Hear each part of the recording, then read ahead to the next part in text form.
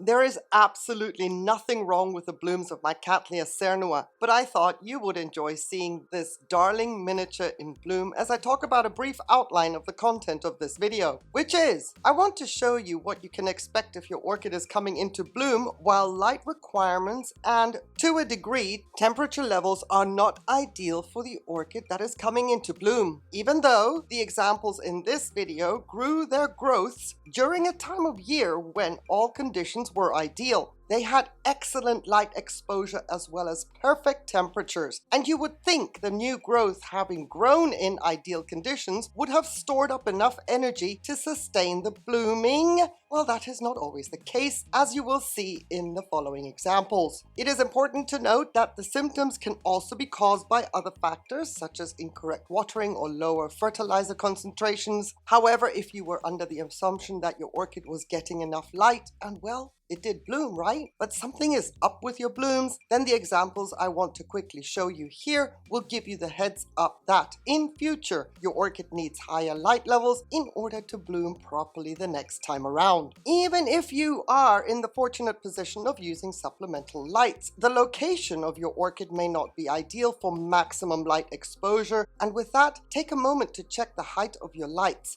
Sometimes all it takes is to lower the light rods, and if that isn't feasible, then raise the orchid up closer to the light if she would not fit elsewhere in your grow space, or you may just need to do a shuffle and move her to where she will get higher light. Now clearly, if a blooming size orchid is not blooming, then you will need to really push its light levels to trigger blooming, amongst other circumstances that may need adjusting, as mentioned at the beginning. But coming up, I have blooming orchids that are showing all the signs of low light levels, which I can compare with the same orchids blooming in the past when light levels were perfect and they bloomed at the right time of year, and it showed. The key to what our orchids do differently from previous years can sometimes be triggered by a simple repot. The readjusting after any stressor may make an orchid push growths later in the season, which then mature later in the season, and well, subsequently the orchid will bloom later in the season, if she can. Perhaps even with supplemental lighting, the location of the orchid where she used to reside all the time and still bloom well does need to be assessed until she gets her usual grow on again. Anyway, this beautiful Cattleya Dinard Blue Heaven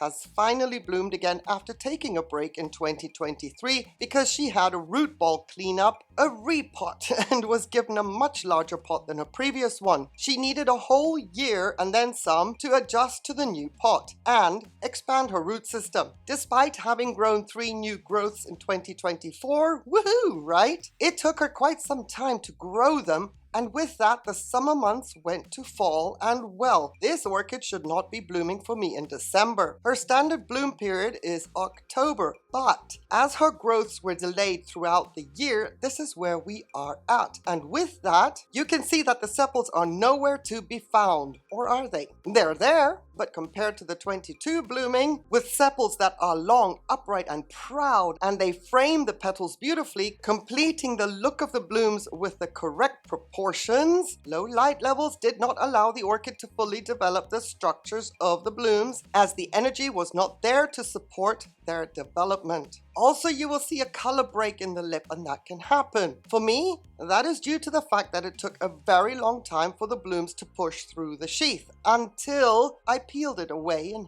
helped the buds out. Again, low light levels, lack of energy, and everything stays bunched up for a smidge too long, resulting in parts of the blooms to have a color break. Now, I understand if you were to say that this could also be the sign of a virus, but I have had her for so long that if she is virused, I would be very surprised. The next blooming will tell us more, which will be October 2025, hopefully. And if you're not subscribed to the channel and would like to know how her next blooming will be, then it would be awesome of you to subscribe. stick around for other orchid related content, and perhaps you feel generous while watching this video, also give it a thumbs up. That is also greatly appreciated. Thank you so much. So we have two symptoms of low light levels affecting blooms. The structures are not fully developed and color break. Another result of low light levels is your usually fragrant orchid may not have a fragrance while it blooms. But should you believe to have the right light, then if you have low temperatures, that too can be a reason your fragrant orchid is not pushing out a fragrance this time around. Usually light and temperatures, as well as time of day sometimes, can influence if an orchid is able to push out her fragrance. I can tell you that my Dinard is a real trooper though. Even though things are really dark in the indoor holding space, I can still appreciate her fragrance, and she really warms my heart for still giving me that joy. Because another thing that can happen is other growths with sheaths in them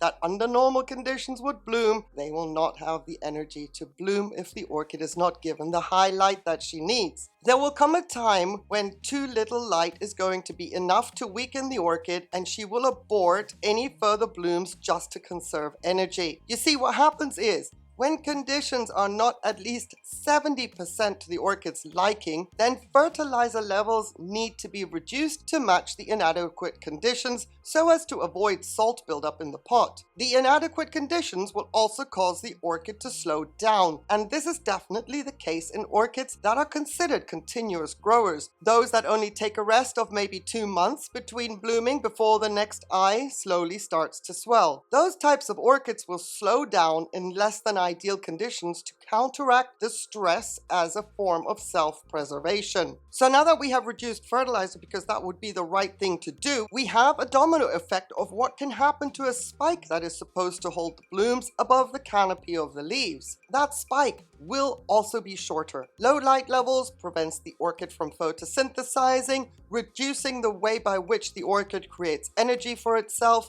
Now she also gets lower fertilizer levels. It shortens the spike, leaving your blooms to not present properly and perhaps get tangled up within the structures of the orchid themselves. Now that would be a good case scenario because at least the orchid managed to bloom out to a degree, but what can also happen is, due to the fact that low light levels do not allow the orchid to photosynthesize efficiently, which depletes her of energy as she is unable to replenish the energy in her attempt to bloom, the shorter spike can also cause the buds to get caught in the sheath as they try to open. These blooms will try to open even while caught in the sheath, so removing the sheath from the buds prematurely will at least allow the blooms to open, even if they are somewhat stunted and tucked within the leaves of the orchid and not up and out presenting themselves perfectly. Normally, I do not intervene with a sheath to open it for the buds to grow out easier, but in circumstances of low light levels, I do so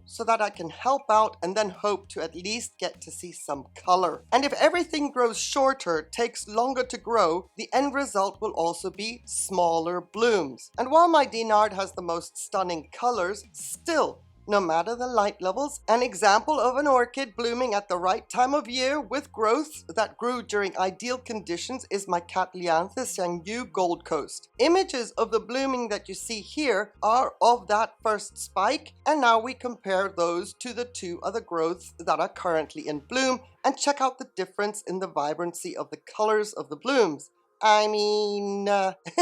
And no, the images that I'm showing of the first blooms have not been enhanced or in any way messed with to make the colors pop the way they are on that spike. And neither has the footage and the images of the orchid in bloom with her second and third spike been tampered with to reduce the true color of the blooms. While it is true that my camera will take images with a different color pop as opposed to when I take a video of the same orchid at the same angle on the same day, I'm going to show you a side-by-side of the orchid up against the hedge while she was in bloom with her first spike. Now the same as where the orchid is positioned as she is in bloom currently. You can see that the color of the hedge is pretty much the same tone, a little dull green winter tone. ick. But that is not here nor there. You can see the hedge is pretty much identical. What I want you to see is the difference of the colors of the blooms on the left compared to on the right. At least I hope that what I'm trying to show you with this example is evident on your screen. None of the footage is doctored. Same case scenario with my happy holiday. Let's say your orchid has blooms that should show flares or color contrasts within the petals, sepals, and lip. Those color contrasts will not happen or may not be as pronounced as they should be. Instead, the main color of the petals and sepals will remain predominant as the main color and the flare detail is lost. And if that is not all, the longevity of the blooms is marginally reduced once again in order to provide energy for the orchid to sustain her blooms. She needs to photosynthesize, and without adequate light there is nothing to feed that orchid furnace, which will cause the bloom duration to be much shorter than usual. Worst case scenario, of course, your orchid won't bloom at all. We hear that a lot. If your orchid doesn't bloom for you, then give her more light, and in 99% of the cases that will do the trick for what has to be a blooming size orchid. 99% you say? Yes. I give that 1% for all exception when it comes to rule of thumb in orchid growing, like my Holcoglossum kimberlianum here. Clearly blooming size, and I have tried all the tricks to get this orchid to bloom and still nada. But she's growing like a weed. Blooms though? Not a single petal or sepal since 2018. So there are exceptions to all the normal orchid growing rules, but what you can take away from this video is you know why your blooms are the way they are, not the way they should be and why. I hope that this video was helpful, and well, please always leave any questions in the comments if you have a specific case that you would like to bring to my attention, and let's talk about it. But even if you do not have a question, let's talk anyway. I love hearing from you. Thank you so much for watching this video to the end. I get to wish you a wonderful day, on the condition though, please, that you stay safe. Take care. Bye.